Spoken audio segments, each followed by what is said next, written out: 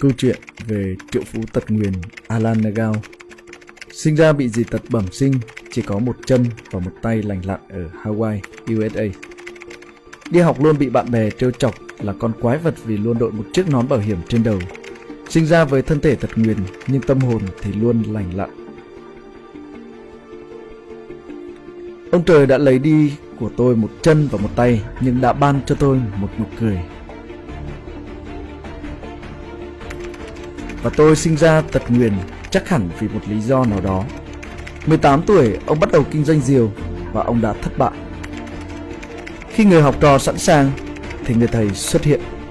Và ông đã gặp được Joseph Green, truyền nhân đời thứ nhất của Napoleon Hill, đã truyền thụ cho ông bí mật của nghĩ giàu và làm giàu.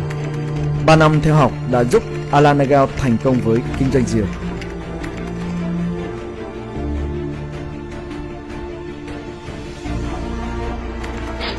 Và kiếm được hơn 20 triệu đô la với kinh doanh Jojo và hơn 10 triệu đô la từ kinh doanh với Internet. Và Alan Nagao đã truyền dạy bí mật từ cuốn sách Nghĩ giàu làm giàu cho hàng triệu người trên thế giới để có cuộc sống thành công và hạnh phúc.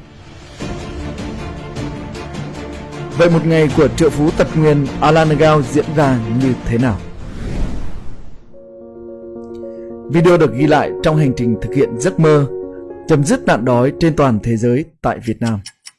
6 giờ sáng.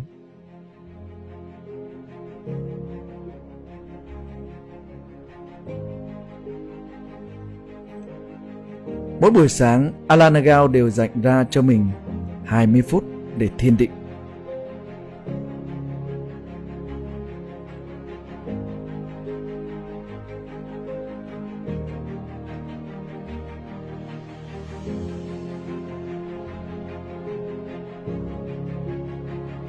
Và sau khi thiền định xong thì Alan Nagao vệ sinh cá nhân. Và chúng ta thấy để có thể hoạt động một ngày với một chân, đó là một điều rất khó khăn.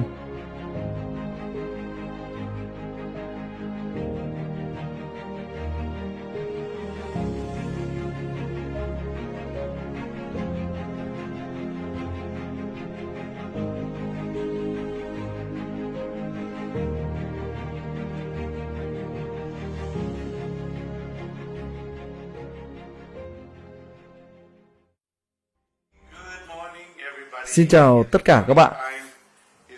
Một ngày bình thường của Alan Nagao là tôi sẽ thiền trong vòng khoảng 1 tiếng.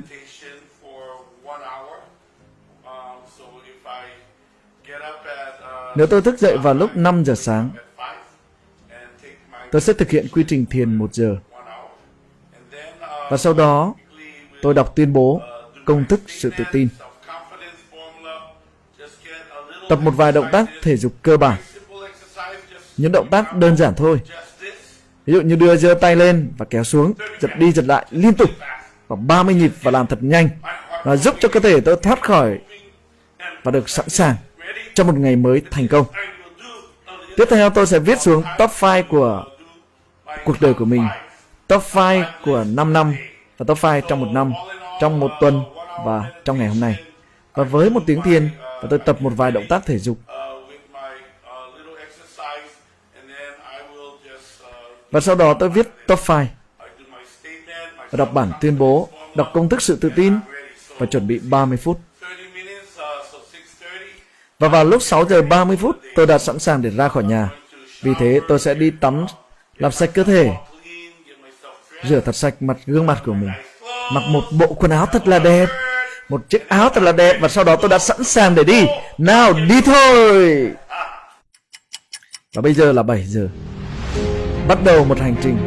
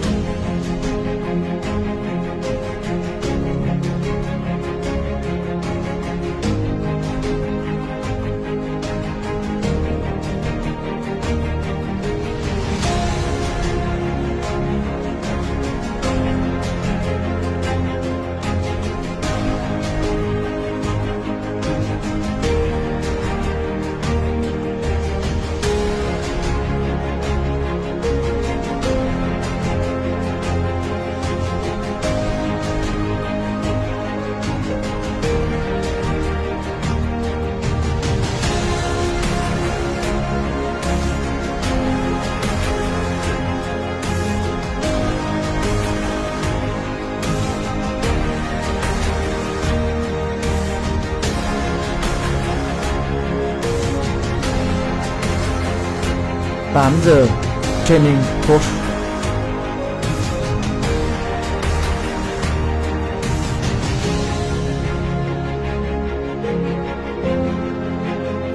Chín giờ training Đại học Triệu Phú.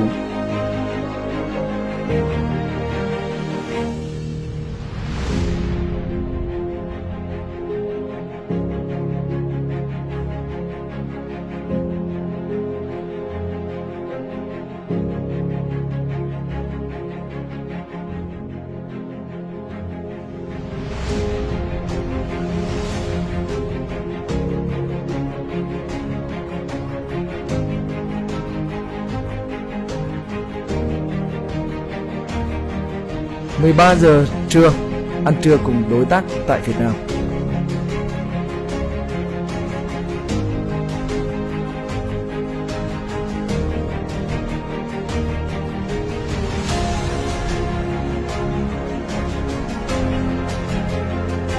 Hai mươi hai giờ bắt đầu ăn tối cùng đội ngũ coach. 23 giờ 30 kết thúc một ngày thành công.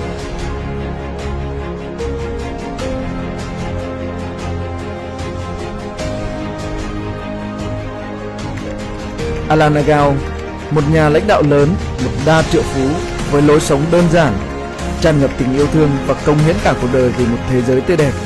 Alan Nagao sinh ra với thân thể không lành lặn, nhưng đã lựa chọn một cuộc sống, một cuộc đời với tâm hồn lành lặn.